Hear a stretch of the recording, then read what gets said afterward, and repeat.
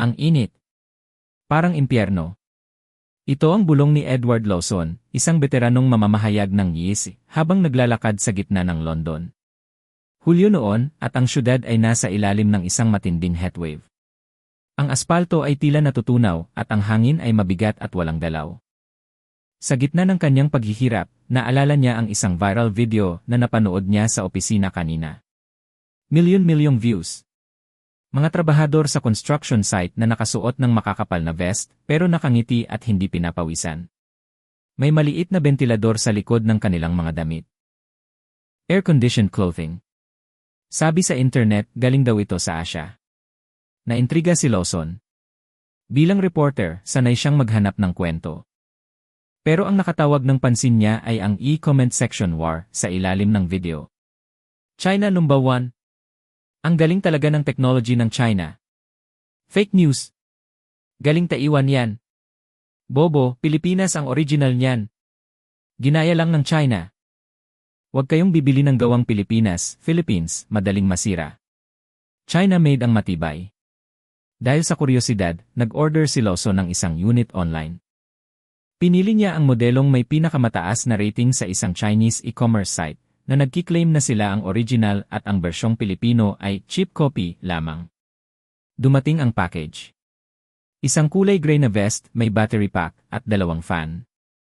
Mukhang high-tech. Subukan natin kung totoo ang hype, bulong ni Lawson habang isinusuot ang vest. Lumabas siya ng apartment para maglakad-lakad at i-test ang unit. In-on niya ang switch. Umugong ang bentilador. Sa unang 10 minuto, may hangin.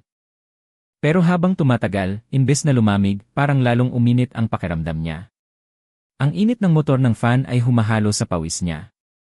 Anong klaseng aircon ito? Parang oven, reklamo niya. Habang naglalakad siya sa tapat ng isang cafe, may narinig siyang kakaibang tunog mula sa kanyang tagiliran. Hiss! Crackle! Hey! Sir! Your clothes, sigaw ng isang babae sa bangketa. Bago pa makasagot si Lawson, naramdaman niya ang matinding init sa kanyang bewang. Tumingin siya sa baba. May puting usok na lumalabas sa battery pocket. Shit! Panic! Sinubukan niyang hilahin ang zipper, pero na-stuck ito sa tela dahil sa pagmamadali. Ang usok ay naging apoy. Boom! Isang malakas na pagsabog ang yumanig sa tahimik na kalye. Tumalsik si Lawson sa semento. Agad siyang tinulungan ng mga tao, pinunit ang nasusunog na vest mula sa kanyang katawan. Nakahiga siya sa bangketa, habol ang hininga, nakatingin sa sunog na piraso ng damit. Amoy plastik at sunog na balat. Galit ang namuo sa dibdib ni Lawson. Ito pala ang sinasabi nilang Asian technology. Muntik na akong mamatay. Sa kanyang isip, isa lang ang salarin. Ang gulong ng made in China, yes, made in Philippines. Sino ba talaga ang may gawa nito? Kung ang China ang nagsasabing sila ang original at ang Pilipinas ay manggagaya, ibig sabihin ba nito ay parehong palpak ang teknolohiya ng dalawang bansa? Kailangan niyang malaman ang totoo. Hindi lang ito tungkol sa nasunog na damit. Ito ay tungkol sa panloloko sa publiko. Binuksan niya ang kanyang smartphone, nanginginig pa ang mga kamay, at nag-email sa kanyang editor sa YES. Subject, Investigative Report on Exploding Jackets. Suspect, Philippines or China. A need to rally to Manila. Kabanata 2, ang mainit na pagsalubong ng Maynila. Pagkalipas ng ilang araw, lumapag si Edward Lawson sa Ninoy Aquino International Airport, hindi. Paglabas niya ng airport, sumalubong sa kanya ang hangin ng Maynila, mainit, maalinsangan, at amoy usok ng tambutso na humahalo sa amoy ng dagat. Iba ito sa init ng London, ang init sa Pilipinas ay dumidikit sa balat. Sir! Taxi! Taxi sir, sigaw ng mga driver. Sumakay siya sa isang puting taxi. Habang binabagtas nila ang skyway, nakita niya ang contrast ng syudad. Sa kaliwa, ang matatayog at kumikinang na buildings ng YES at Makati. Sa kanan, ang mga dikit-dikit na bahay at yero ng mga residential areas. Ang target niya, ang Aircool Philippines Inc., ang kumpanyang nakatala bilang orihinal na may-ari ng patent, bago pa man bumaha ang mga Chinese knock-offs. Ang address ay hindi sa isang makintab na skyscraper sa Makati. Ito ay nasa isang simpleng industrial compound sa Valenzuela City, sa dulo ng isang makitid na kalsada na puno ng tricycle at mga batang naglalaro. Dito ba talaga? Tanong niya sa driver. Yes sir, this represents Filipino industry. Small but terrible, biro ng driver. Bumaba si Lawson sa tapat ng isang gate na bakal. Maliit lang ang pabrika. Walang magarbo na lobby. Isang simpleng signboard lang na may pangalang Air Cool Yoy. Pinindot niya ang buzzer. Lumabas ang isang lalaking nasa edad 60, naka-polo shirt na puti at slacks. Simple lang manamit pero may dignidad sa tindig. Siya si Enger. Lino Yuson, ang founder. M. Lawson from US. Pasok po kayo, welcome, bati nito sa kanya sa mainit na tono. Dinala siya sa isang maliit na conference room. Sa dingding, may mga lumang litrato ng mga construction worker, mga magsasaka sa bukid, at mga traffic enforcer na nakasuot ng kakaibang vest. Pagkaupo nila, hindi na nagpaligoy-ligoy si Lawson. Inilabas niya ang plastic bag na naglalaman ng sunog na vest na binili niya online. Inilapag niya ito sa mesa. Enger. Yuson, panimula ni Lawson, seryoso ang mukha. Muntik na akong mamatay dahil dito. Ang sabi sa internet, galing daw sa Pilipinas ang ideyang ito. China says they improved it, but look at this. Kung kayo ang original, bakit ganito ang kalidad? Tinitigan ni Enger. Lino ang sunog na damit. Hindi siya nagalit. Sa halip, bakas ang lungkot sa kanyang mga mata. Nagsuot siya ng puting gloves at sinuri ang natunaw na battery pack. N. Lawson, mahinahong sabi ni Enger. Lino. Hindi po gawang Pilipinas ito. Ito ay isang peking galing sa ibang bansa na talamak sa online shopping. Itinuro niya ang wiring. Tingnan niyo po. Walang safety circuit. Ang baterya ay mumurahin. Ginaya nila ang itsura ng aming produkto pero hindi ang kalidad. Ninakaw nila ang disenyo, tinipid ang materyales, at ibinenta sa mundo gamit ang pangalan ng teknolohiyang pinaghirapan namin dito sa Pilipinas. Napatahimik si Lawson. Tumayo si Enger. Lino at naglabas ng makapal na folder. Marami na kaming natanggap na reklamo. Sumasabog daw. Nasusunog. Pero sa loob ng 20 taon ng Air Cool Philippines, wala ni isang insidente ng sunog ang naitala sa aming tunay na produkto. Wala. Kung gayon, bulong ni Lawson. Ang suot ko noon ay isang patibong, dugtong ni Enger. Lino. At handa akong ikwento sa iyo kung paano talaga nagsimula ang lahat. Hindi ito galing sa malaking laboratorio ng China. Nagsimula ito sa isang simpleng pangarap dito sa Pilipinas dahil sa awa ko sa mga trabahador sa ilalim ng araw. Kabanata 3, ang bahay ng aso at ang diskarte. Nagsimula magkwento si Enger. Lino. Bumalik sila sa taong 1978. Noon, isa siyang manager sa isang malaking electronics company sa Laguna Technopark. Maganda ang sweldo, air-conditioned ang opisina. Pero nag-resign siya. Gusto niyang gumawa ng sarili niyang produkto. Sabi ng misis ko, nababaliw na ako, kwento ni Lino habang nagtitimpla ng kape para kay Lawson. Bakit ko daw iiwan ng stable na trabaho? Pero nakikita ko ang hinaharap. Umiinit ang mundo. Lalo na dito sa Pilipinas. Nagpunta siya noon sa mga construction site sa Cavite. Nakita niya ang mga karpintero at mason. Tanghaling tapat, 39 degrees Celsius. Tumutulo ang pawis nila na parang gripo. Hinihingal. Minsan may nahihimatay sa heat stroke. Hindi makatarungan, isip ni Lino noon. May aircon tayo sa opisina, sa kotse, sa mall. Pero ang mga taong nagtatayo ng mga building na yan, walang proteksyon. Ang inspirasyon ay dumating sa isang hindi inaasahang lugar, sa likod bahay nila. Isang hapon, nakita ni Lino ang aso nilang si Bantay na hinihingal sa loob ng doghouse. Sobrang init. Kiko, tawag ni Lino sa kanyang assistant, si Chen Zeming sa orihinal na kwento, gagawin natin Kiko. Bumili ka ng isa pang bahay ng aso. Po. Para saan boss? Nagtatakang tanong ni Kiko. Basta. Mag-experiment tayo. Nilagyan ni Lino ng tubig ang bubong ng doghouse at tinapatan ng electric fan. Evaporative cooling. Lumamig ang loob ng bahay ng aso. Kung kaya nating palamigin ang bahay ng aso, bulong ni Lino, kaya rin nating palamigin ang tao. Doon nabuo ang konseptong, bakit papalamigin ang buong kwarto, kung pwede namang palamigin lang ang tao. Mas tipid sa kuryente, mas waste. Kabanata 4, ang pagkabigo at ang Michelin Man. Pero ang daan patungo sa tagumpay ay lubak-lubak, parang EDSA. Ang unang prototype ay gumagamit ng tubig. Isang vest na may tangke ng tubig at fan. Sinubukan ito ni Kiko. Pagkalipas ng 5 minuto, basang-basa siya. Boss! Para akong sisiw na nahulog sa kanal, reklamo ni Kiko.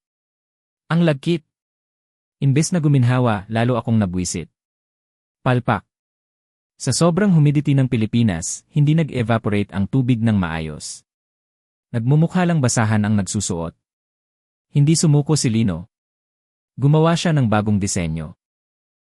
Sa pagkakataong ito, purong hangin lang. Fan na humihigop ng hangin palabas. Sinubukan niya itong isuot sa Kinri. Pagsakay niya sa North Avenue Station, pinagtinginan siya ng mga tao. Anyar dyan? Bakit dumikit ang damit sa katawan, bulong ng mga pasahero? Dahil hinihigop ng fan ang hangin palabas, dumikit ang tela sa balat niya parang vacuum seal. Hindi siya makagalaw. Mukha siyang suman. Umuwi siyang malungkot. Sinalubong siya ng anak niyang si Ara. Tay, wag ka na kasing lumabas ng ganyan. Nakakahiya, pinagtatawanan ka sa kanto, sabi ng anak niya. Pero isang gabi, habang nakatingin sa electric fan na umiikot, napaisip si Lino. Teka. Bakit ko hinihigop ang hangin palabas? Bakit hindi ko ihipan ang hangin paloob? Kung papapasukin ang hangin, magkakaroon ng sirkulasyon sa loob ng damit. Ang pawis ay matutuyo agad.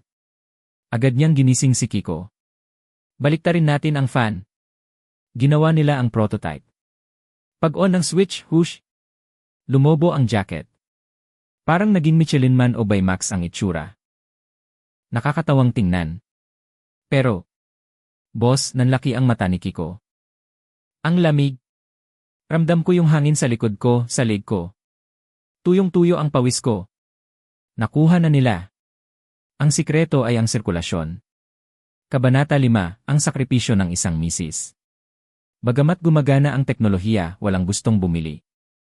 Nang ilako nila ito sa mga kumpanya sa Pilipinas, tinawanan lang sila. Ano ba yan, Lino?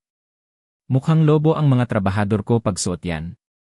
Bakali pa rin sila, sabi ng isang foreman. Ang mahal naman. Tiyaga na lang sila sa pamaypay, sabi ng isang purchasing manager. Paubos na ang pera ng pamilya Yuson. Naibenta na ang kotseng luma. Sangla na ang titulo ng lupa. Wala nang pampasweldo kay Kiko at sa 2 pang tauhan. Isang gabi, sa gitna ng dilim dahil naputulan sila ng kuryente, lumapit ang asawa ni Lino, si Aling Susan.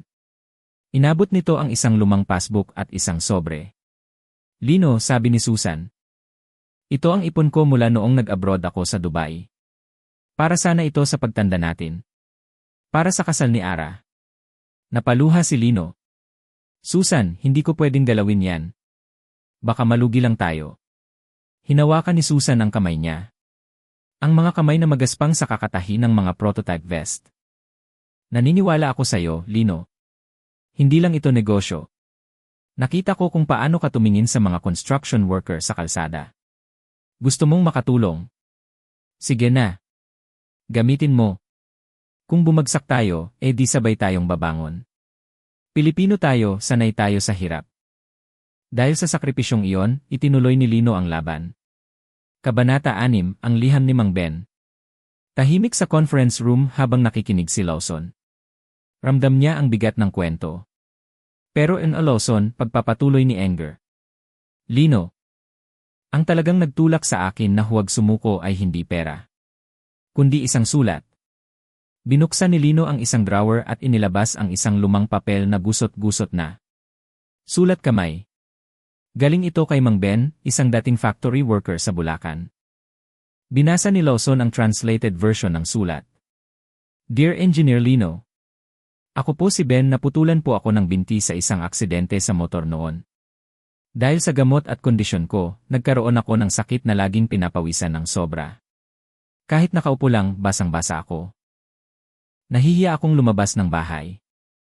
Amoy maasim ako lagi. Nawalan ako ng pag-asa. Pero noong niregaluhan ako ng kapatid ko ng air-cooled jacket nyo, nagbago ang buhay ko. Natuyo ang pawis ko. Nakalabas ako ng bahay nang hindi nahiya. Nakapagsimba ako ulit kasama ang nanay ko. Salamat po, engineer. Dahil sa imbensyon nyo, naramdaman kong tao ulit ako. Tumulo ang luha ni Anger. Lino habang inaalala ito. Nang mabasa ko yan, sinabi ko sa sarili ko, kahit hindi kami yumaman, basta may isang Mang Ben na natulungan, itutuloy ko to. Napalunok si Lawson. Ang jacket na inakala niyang simpleng gadget lang, o isang mapanganib na Chinese toy, ay produkto pala ng matinding malasakit at pagmamahal. Kabanata 7, ang pagbabaliktanaw at katotohanan. Gusto niyo po bang subukan ang tunay na air-cool? Tanong ni Anger. Lino. Tumango si Lawson. Inabot sa kanya ang isang bagong modelo. Maayos ang tahi. Pulido ang battery pack na may safety certification seal. Isinuot ito ni Lawson. In-on ang switch. Hindi maingay. At ang hangin. Napakasarap. Parang may banayad na hangin na yumayakap sa buong katawan niya. Hindi mainit. Presko. Lumabas sila sa factory floor. Mainit sa loob ng warehouse, pero habang suot ni Lawson ang jacket, pakiramdam niya ay nasa ilalim siya ng puno sa probinsya. This is incredible, sabi ni Lawson. It's totally different from the fake one. Pinag-aralan namin ang airflow dynamics, paliwanag ni Lino. Hindi lang basta hangin. Dapat tama ang pasok at labas para matuyo ang pawis agad. Yan ang Pinoy innovation. Simple pero epektibo. Bago umalis si Lawson, bumili siya ng 2 tunay na jacket. Isa para sa kanya at isa para sa editor niya sa London. Tumingin siya sa mata ni Anger. Lino. Engineer, itatama ko ang kwento. Malalaman ng mundo na hindi ito galing sa mga manggagaya. Galing ito sa puso ng Pilipinas. Kabanata 8, ang broadcast at ang pagbabago. Pagbalik sa London, agad na iner ng GISE ang special report ni Lawson. Ang pamagat, Cool Under Pressure, The True Story of the Philippine Air Jacket. Ipinakita sa NI ang video ng pagsabog ng fake jacket. Tapos, ang transition sa tahimik at maayos na workshop sa Valenzuela. Ipinakita ang interview kay Anger. Lino, ang litrato ng bahay ng aso, at ang sulat ni Mang Ben. Sinabi ni Lawson sa ending ng report, sa mundo kung saan laganap ang mabilis at murang peke.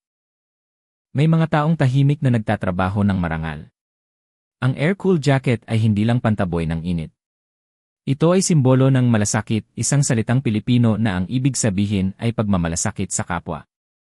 Ang teknolohiyang ito ay hindi ginawa para kumita ng mabilis, kundi para guminhawa ang mga nahihirapan. Nag-viral ang report. Pero sa pagkakataong ito, positibo ang comments. Proud to be Pinoy. Galing talaga ng Pinoy engineer. Grabe, naiyak ako dun sa letter ni Mang Ben. Beware of fakes. Support original Filipino products. Bumaha ang order sa Air-Cool Philippines mula sa Germany, Dubai, Japan, at Luya. Ang maliit na pabrika sa Valenzuela ay kinailangang mag-expand. Nagdagdag sila ng trabaho para sa mga lokal na mananahi. Ilang buwan nang lumipas, nakatanggap si Lawson ng email mula kay Anger. Lino. Isang litrato. Si Anger. Lino, nakatayo sa gitna ng pabrika, kasama ang daan-daang empleyado na nakangiti. Sa likod nila, may nakasulat na banner, "Salamat, Is." "Salamat, Sir Edward." Napangiti si Lawson habang nakatingin sa monitor niya sa London. Suot niya ang air-cooled jacket habang nagtatype. Sa huli, napatunayan ng kwentong ito na ang tatak na "Made in the Philippines" ay hindi simbolo ng pagiging huli. Ito ay simbolo ng puso, tiyaga, at inobasyon na nanggagaling sa pagnanais na pag-aanin ang buhay ng iba. At sa bawat hangin na umiihip sa loob ng jacket, dala nito ang kwento ng isang engineer na hindi sumuko, isang asawang nagtiwala, at isang bansang marunong dumiskarte para sa ikabubuti ng lahat.